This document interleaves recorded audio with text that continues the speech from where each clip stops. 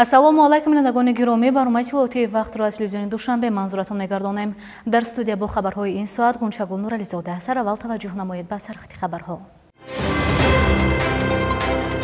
истиқболи рӯзи президенти ҷумҳурии Тоҷикистон, ташкили чорабинӣ бо иштироки афсарону сарбозон, ислоҳоти милитсия дар амал, баррасии раванди он дар шаҳри Душанбе, идомаи даври ниҳоии озмуни ҷумҳуравии фуруғи субҳи доноӣ китоб аст. талоши ғолибият дар ин сабқати муҳим. дар доираи нақшаи чорабинҳои кумитаи кор бо ҷавонон ва варзиши назди ҳукумати ҷумҳурии Тоҷикистон дар қисми ҳарбии 01-23 қушунҳои сарҳадии кумитаи давлатии амнияти миллӣ бахшида ба рӯзи президенти ҷумҳурии Тоҷикистон ҳамоиши сарбозону афсарон таҳти унвони қаҳрамони замони мо пешвои миллат ва ҷавонон доир гардид. Валиҷон Шарифзода ва Искандари Додарбек гузориш медиҳанд. дар кори ҳамоиши сарбозону афсарон таҳти унвони қаҳрамони замони мо пешвои миллат ва ҷавонон, роҳбарияти кумитаи кор бо ҷавонон ва варзиш, маркази таълимии пойтахти қушунҳои сарҳадии кумитаи давлатии амнияти миллӣ, вазорати мудофиа, раёсати қушунҳои дохилӣ, вазорати корҳои дохилии ҷумҳурии Тоҷикистон ва афсарону сарбозон иштирок намуданд. зикр гардид ки нақши пешвои миллат дар тарбия ва ҳидоят намудани насли ҷавон ба худшиносию худогоҳӣ, илмомӯзӣ ва ватандӯстӣ беназир аст. имрӯз ҷавонони тоҷик ҳамчун қувваи эҷодкору пешбаранда шинохта шуда дар рушду пешрафти кишвар саҳми арзанда доранд. далели ин таваҷҷӯҳи хоса ба ҷавонон, қабули барномаҳои давлатӣ, таъсиси гранту стипендияҳои президентӣ ва муҳайё сохтани шароити мусоид барои таҳсилу кор мебошад. ҳамин тариқ вақте мо аз ваҳдат, сулҳ ва истиқлолият ҳарф мезанем, бояд бо ифтихор иброз кунем ки ҳама ин арзишҳои бузург маҳз бо роҳбарии хиратмандони пешвои миллат муҳтарам Эмомалӣ Раҳмон ба даст омаданд. президент барои миллати тоҷик рамзи ваҳдат, меъмори давлатдории навин ва кафили ободии ояндаи Тоҷикистон мебошад. мақсад аз ташкил ва баргузор намудани ҳамоиши мазкур ин пеш аз ҳама сазовор таҷлил намудани рӯзи президенти ҷумҳурии Тоҷикистон ба ҳисоб меравад. президент ҳамчун рамзи ваҳдат на танҳо роҳбари сиёсӣ, балки падари маънавии миллат, нигоҳбони сулҳ ва меъмори давлатдории муосир аст. ваҳдати миллӣ танҳо шиёр нест, балки принсипи воқеии ҳаёти ҷомеа гардидааст. имрӯз тамоми табақаҳои ҷомеа, донишмандону коргарон, деҳқону ҷавонон, занону пиронсолон дар фазои оромиву ҳамдигарфаҳмӣ зиндагӣ доранд ва ин ҳама самараи сиёсати сулҳдӯстонаи президенти Тоҷикистон мебошад. таъкид шуд дар идомаи ҳамоиш. бояд гуфт ки пешвои миллат ҳамеша таъкид менамоянд ки ояндаи Тоҷикистон дар дасти ҷавонони бо илм, бо андеша ва масъулиятшинос аст. яке аз самтҳои муҳими сиёсати давлатии пешвои миллат ҷавонон ва маориф мебошад. президенти Тоҷикистон ҷавононро қувваи асосии давлат, нерӯи эҷодкор ва кафили ояндаи миллат меҳисобанд.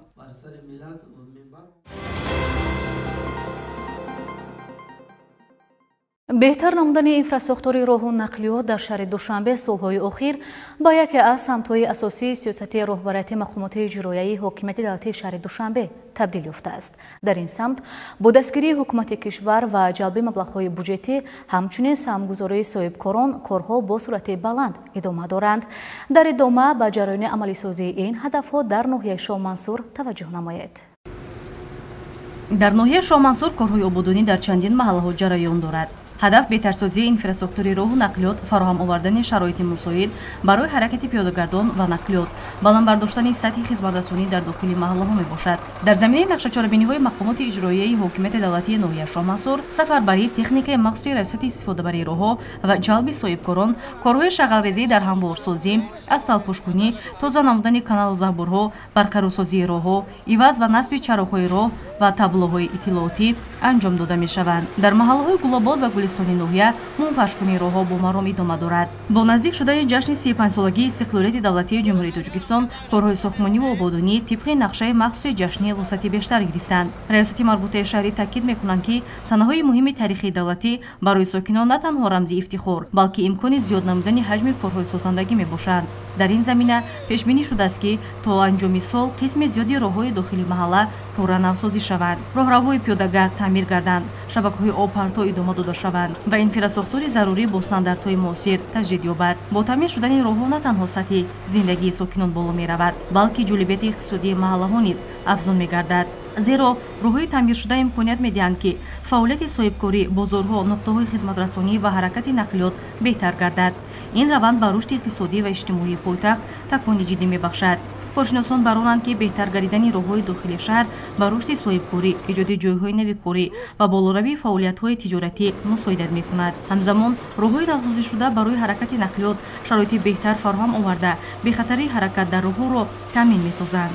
дар маҷмӯъ корҳои ободонӣ ва таҷдиди роҳҳо дар шаҳри Душанбе тавассути ҳамкории мақомоти давлатӣ, корхонаҳои соҳавӣ ва самгузории соҳибкорон ҷараён дорад. ин иқдом на танҳо симои пойтахтро тағйир медиҳанд, балки барои зиндагии босифати сокинон заминаи мусоид фароҳам меоранд.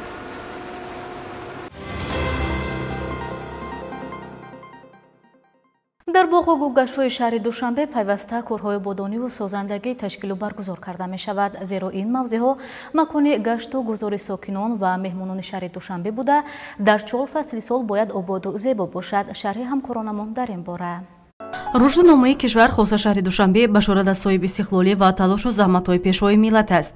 татбиқи сиёсати созандаву хиратмандонаи роҳбари давлат ва иқдомҳои ободонию сабзу хӯрамгардонии раиси шаҳри Душанбе муҳтарам Рустами Эмомалӣ боиси шукуфоию сарсабзӣ ва гулафшонии ҳар гӯшаву канори пойтахт гардидааст. бо аз навсозии боғи фарҳангу фароғатии дӯстии халқҳо корҳои таҷдиду сохтмони тарҳи нави муассиса оғоз гардида буд ва дар асоси қарори раиси шаҳри Душанбе таҳти рақами 600 аз 4 сентябри соли 2018 муассиса ва боғи фарҳангу фароғатӣ ба номи Абулқосим Фирдавсӣ номгузорӣ карда шуд. пас аз ба анҷом расидани корҳои аз навсозӣ муассиса бо шароит ва тарҳи нав фаъолият мекунад.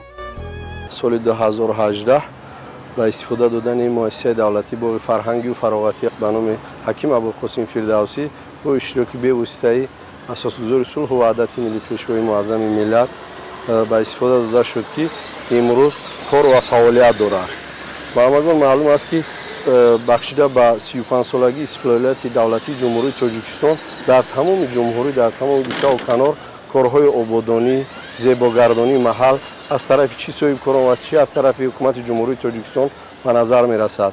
از آن جمله از مد نظر دور نمانده امروز باغ فرهنگ و فراغتی به نام حکیم ابوالقاسم فردوسی با دستاوردهای نظررس جشن 35 سالگی را پیش گرفته است.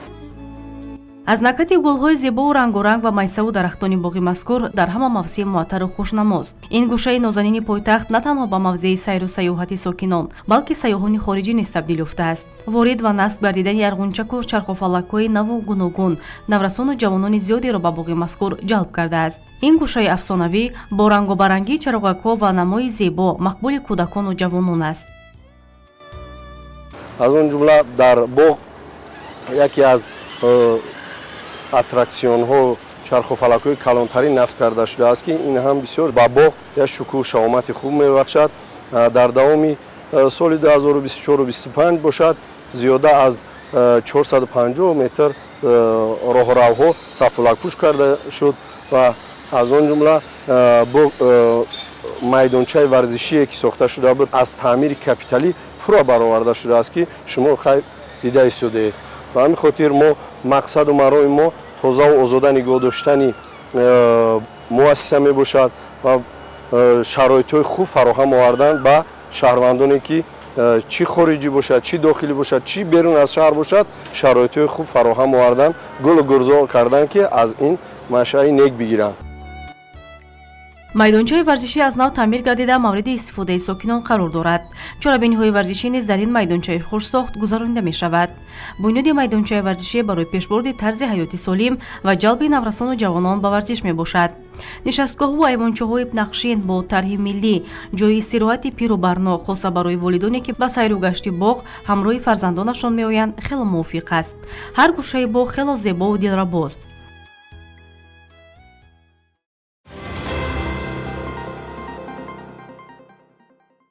дар назири риёсати вазорати корҳои дохилии ҷумҳурии Тоҷикистон дар шаҳри Душанбе шӯрои ҷамъиятӣ оид ба мусоидати ҷомеаи шаҳрвандӣ ба ислоҳоти милитсия фаъолият мекунад. бо иштироки аъзои шӯро пайваста дар шаҳраку маҳаллаҳои пойтахт чорабиниҳои гуногуни омӯзишиву иттилоотонӣ ташкил карда мешавад. гузориш дар ин бора.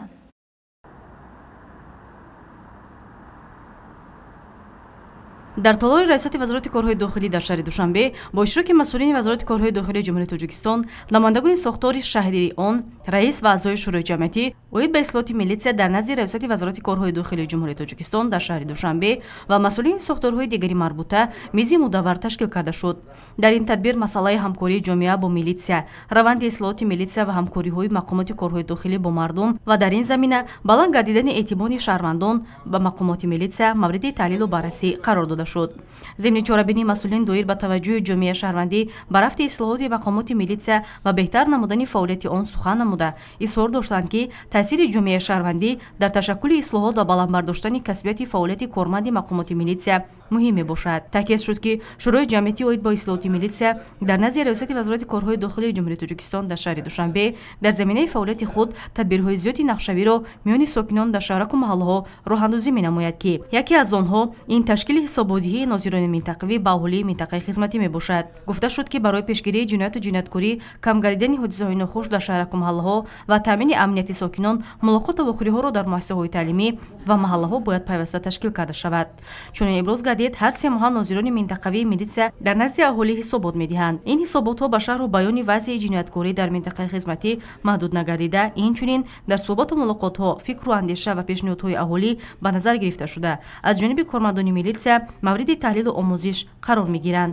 ҳамин тавр дар идомаи кори мизи мудаввар масъалаҳои дигари соҳавии мавриди муҳокимаронии иштирокчиён қарор дода шуд. таъкид рафт ки бояд дар шароити муосир баҳри таъмини оромиву осоиштагии сокинон ҳамкории судманди аҳолӣ бо мақомоти корҳои дохилӣ таъмин гардад.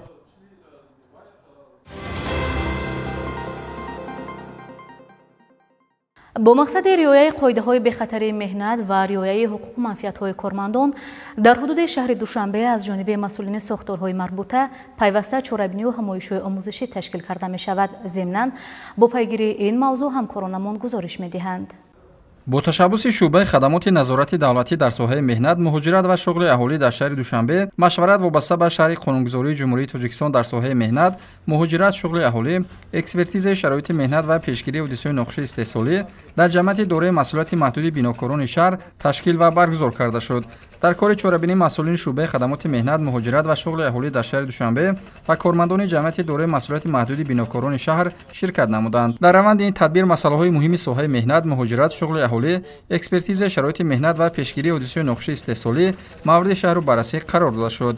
ҳамчунин баён карда шуд ки рӯй додани ҳодисаҳои нохуш дар истеҳсолот сабабгори осеб бардоштан ва ҳатто марги кормандон мегардад. яке аз ин ҳолатҳо боиси таассуф ва нигаронӣ мебошад. чунин ҳодисаҳо аксаран бо сабаби риоя накардан ё таъмин набудани шароити бехатарии корӣ рӯй медиҳанд. бинобар ин қайд гардид ки риояи қонунгузорӣ аз ҷониби корфармои кормандон ҳатмӣ мебошад, зеро дар моддаи 35 Конститутсияи ҷумҳурии Тоҷикистон муқаррар шудааст ки ҳар кас ба меҳнат, интихоби касбу кор, ҳифзи меҳнат ва ҳимояи иҷтимоӣ ҳангоми бекорӣ ҳуқуқ дорад. музди кор аз ҳадди аққали музди меҳнат набояд кам бошад.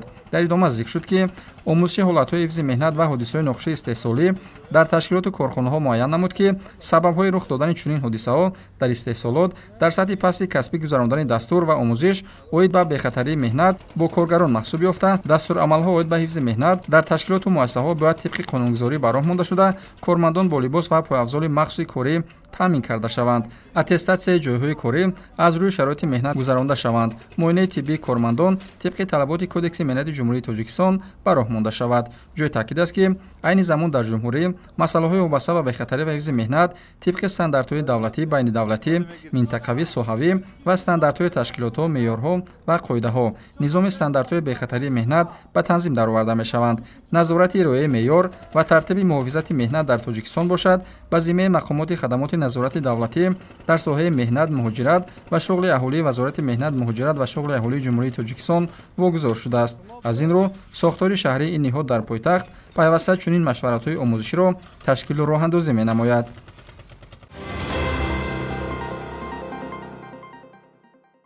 давоми 4 рӯз аст ки дар шаҳри Душанбе даври ниҳоии озмуни ҷумҳуриявии фуруғи субҳи донои китоб аст ҷараён дорад.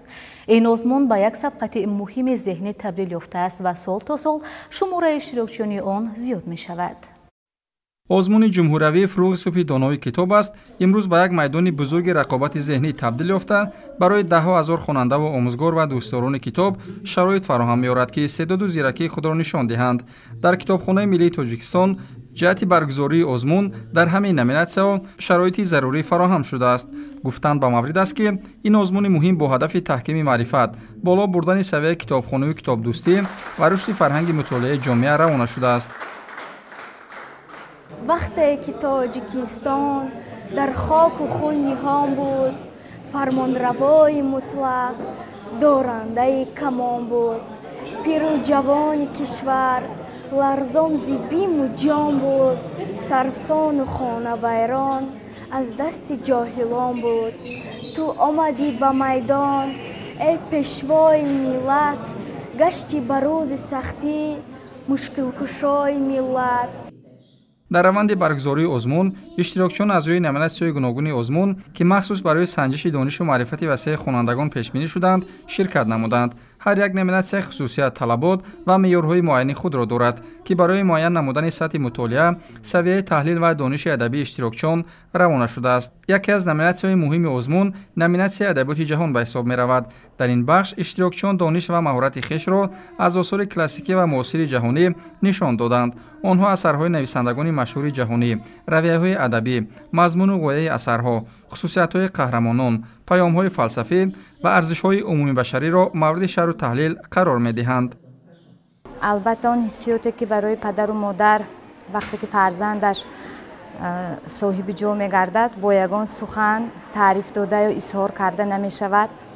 من شخصاً از همین فرصت استفاده برده برای تشکیل کنندگان همین آزمون، خصوصاً اساسگزار صلح و وحدت ملت، پیشوای معظم ملت، پرزیدنت جمهوری تاجیکستان محترم امام علی رحمان، مندتداری خودم را از نام کل مادران تاجیک بیان کردنیم. البته باید برابر مکتب پدر و مادرم در تربیت نسلی فرزندش در جای اول میستد. باید مسئولیت شناس باشد، باید فرزند خودش را گوش کند و قابلیت درک آن را درک کرده تواند و طرفداری کند، البته دستگیری کند.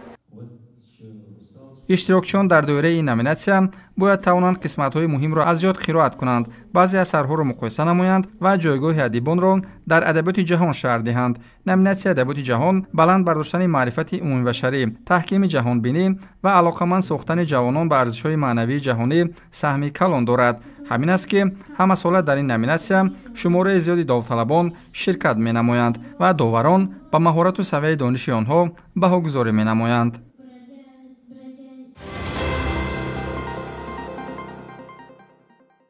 با مقصد بهتر نمودن روند رقمی کنونی خدمت‌رسانی‌های بانکی پیوسته موشهای علمی تشکیل کرده می شود. رقمی کنونی خدمت‌رسانی‌های بانکی در جمهوری تاجیکستان و راه‌های تکمیل آن تحت چنین عنوان در دانشگاه بین‌المللی سیاحی و صاحبکاری تاجیکستان همایش سیاسی معرفت دایر گردید. امروز رقمی کنونی به یکی از عامل‌های اساسی پیشرفت اقتصاد تبدیل یافته است. در تاجیکستان نیز خدمت‌رسانی‌های موبیل پرداخت‌های غیر نقدی با سرعت رشد کرده برای ساکنان شرایط آسان و معاصر خدمت‌رسانی مالیوی را فراهم می‌آورند. این نقطه قید گردید ضمن برآمد مسئولین دانشگاه بین‌المللی سیاحی و صاحبکاری تاجیکستان در همایش علمی معرفتی که در این مؤسسه تعلیمی دایر گردید. گفته شد که رقمی کنونی خدمت‌رسانی‌های بانکی این جریانی است که در آن بانک‌ها با استفاده از تکنولوژی‌های اطلاعاتی و رقمی خدمت‌رسانی‌های خود را به شکل الکترونی و آنلاینی تبدیل و پیشنهاد می‌نمایند. این شکل خدمت‌رسانی قدم مهم در راه رشد اقتصادی رقمی و مؤثرگردانی نظام مالیوی کشور است. آن امکانات می‌دهد که اهالی خدمت‌رسانی‌های بانکی را زود با اعتماد و قلع استفاده برد. با ادامه این روند تاجیکستان می‌تواند به یکی از کشورهای پیشرو در ساحه مالیه رقمی در آسیای مرکزی تبدیل یابد. گفته شد که در تاجیکستان سالهای اخیر رشد اقتصادی رقمی به یکی از سمت‌های افضلیت‌ناک دولتی تبدیل یافته است. هدف از برگزاری میز مدور این تکمیل دادن خدمت‌رسانی‌های بانکی و یکجا کردن فکر و عقیده‌های متخصصان ساحه بانکداری و خدمت‌رسانی میباشد که در آینده میتواند یک نقش یک سهم مهمی در ساحه خدمت‌رسانی‌های بانکی در شرایط اقتصادی رقمی گذاشته باشد. маврид ба зикр аст ки рақамикунонии пардохтҳо қадами муҳиме дар роҳи иқтисодиёти муосир ва устувор мебошад. он ба баланд бардоштани самаранокии низоми молиявӣ, коҳиши хароҷот ва афзоиши шаффофият мусоидат мекунад.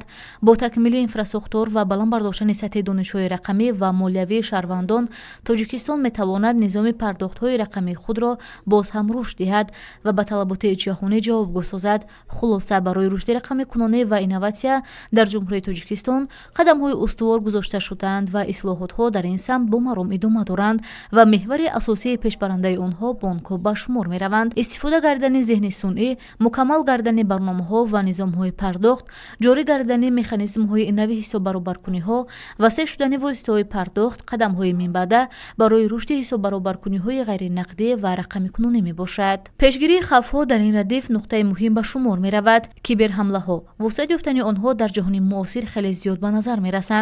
омили муҳими дигар сатҳи дониш ва маърифати истифодабарии технологияи муосир ба шумор меравад. ин албатта ба ташаккули фарҳанг ва муносибатҳои нави молиявӣ таъсири мусбии худро мерасонад.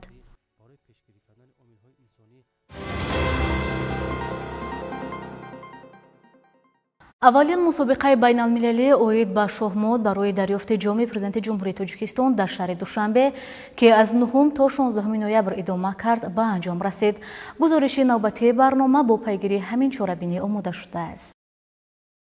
нахустин мусобиқаи байналмилалии шоҳмод барои дарёфти ҷоми президенти ҷумҳурии Тоҷикистон дар шаҳри Душанбе ба анҷом расид. ин рӯйдоди беназир, ки барои аввалин бор дар чунин сатҳи баланд баргузор гардид, на танҳо ҳунари зеҳнварзии беҳтарин шатранҷбозонро ба ҳам овард, балки ба ҷаҳони варзиши зеҳнӣ собит сохт, ки Тоҷикистон омодаи ташкилу баргузории чорабиниҳои бузурги сатҳи байналмилалӣ мебошад. дар ҷанбасти мусобиқаи мазкур, намояндагони Кумитаи кор бо ҷавонон ва варзиши наздии ҳукумати ҷумҳурии Тоҷикистон, Федератсияи шоҳмоти Тоҷикистон, мақомоти ҷурояи ҳокимияти давлатии шаҳри Душанбе иштирок ва суханронӣ намуданд. ин мусобиқа ҳамчун рамзи дастгирии пешвои миллат аз рушди варзиш, махсусан шоҳмод миёни ҷавонон ва ҷомеа, паёми равшани ташвиқи зеҳнварзӣ, дӯстӣ ва ҳамкорӣ гардид. иброз шуд зибни баромади масъулин.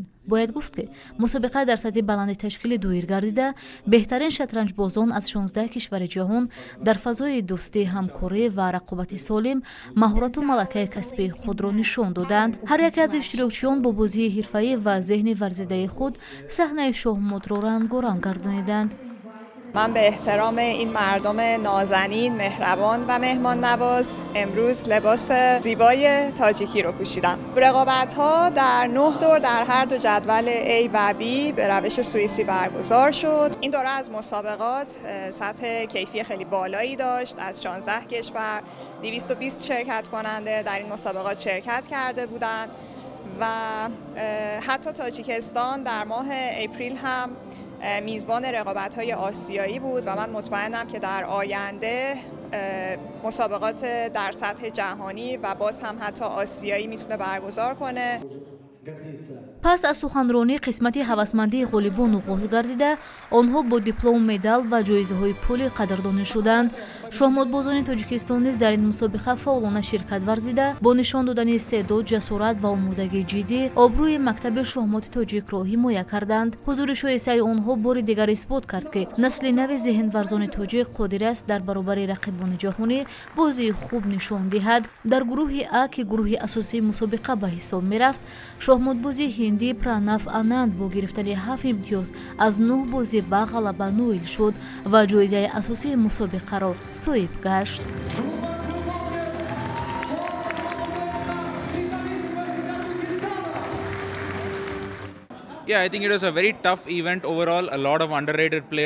ин турнир бароям душвортар буд.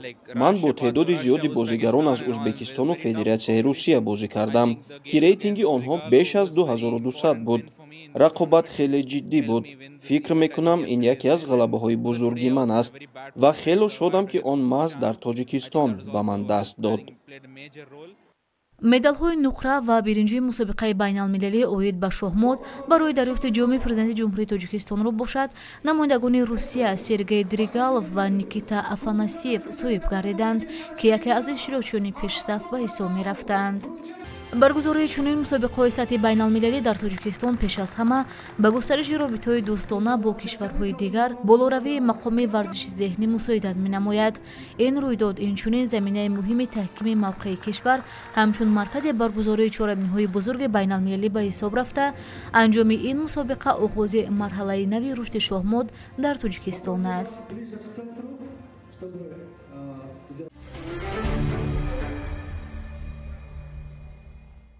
дастаи миллии Тоҷикистон оид ба футбол дар бозии даври панҷуми марҳилаи интихобии ҷоми Осиё 2027 муқобили якачини Тимори Шарқӣ бо либосҳои анъанавии сафед ҳунарнамоӣ менамояд. Пеш аз бозӣ дар варзишгоҳи лигаи регбии шаҳри Дарвини Австралия ҷаласа баргузор шуд, ки дар он масъулини бозӣ, Кумитаи тадорукоти маҳаллӣ ва намояндагони дастаҳои Тимори Шарқӣ ва Тоҷикистон иштирок доштанд. Дар ҷаёни ҳамоиш дастаҳо ранги либосҳои худро барои вохӯрии интизор интихоб карданд. Тоҷикистон либосҳои сафед ва Тимори Шарқӣ либосҳои сурх ба бар хоҳанд кард. Ёдор мешавем, ки бозии интихобии ҷоми Осиё 2027 байни Тимори Шарқӣ ва Тоҷикистон 18 ноябр дар шаҳри Дарвин баргузор гашта соати 11:30 ба вақти душанбе оғоз мешавад.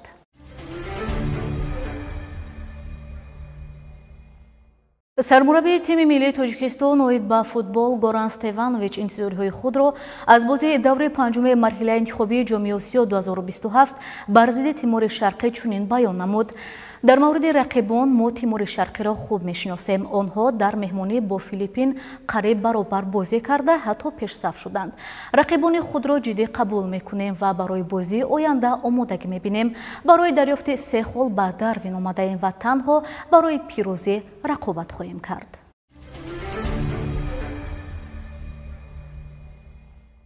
варзишгари ҷавони тоҷик Шаҳром Маҳмуродов барандаи медали тиллои чемпионати ҷаҳон оид ба ҷиу-ҷитсу гардид. Чемпионати ҷаҳон оид ба ҷиу-ҷитсу миёни наврасон дар шаҳри Бангкоки, Таиланд баргузор гардида, дар он 1400 варзишгар аз 54 кишвари дунё ширкат варзиданд. Шаҳром Маҳмуродов дар вазни 62 кило пас аз 8 муборизаи шадид дар ду категория тавонист медали тилло ба даст оварда бори 4-ум қаҳрамони ҷаҳон гардад. тамошобинони азиз, акнун таваҷҷӯҳ намоед ба як эълон. муассисаи давлатии телевизиони Душанбе бо мақсади дарёфти чеҳраҳои наву забондон аз ҷумла муҳаррирон, натоқон, наворбардорон ва коргардонҳо озмун эълон менамояд. Довталабон бояд дорои маълумоти тахассусӣ бошанд ва дар баробари ин ду забони хориҷиро донанд. барои маълумоти иловагӣ метавонед ба шуъбаи баҳисобгирии кадрҳо, таъминоти ҳуқуқӣ ва коргузории муассиса бо телефони 223 0347 муроҷиат намоед. бинандагони гиромӣ, фарҷоми барномаи иттилоотии вақт аст. дар фарҷом баратон саломатию сарбаландӣ орзумандем. хайр, пирӯзманд бимонед.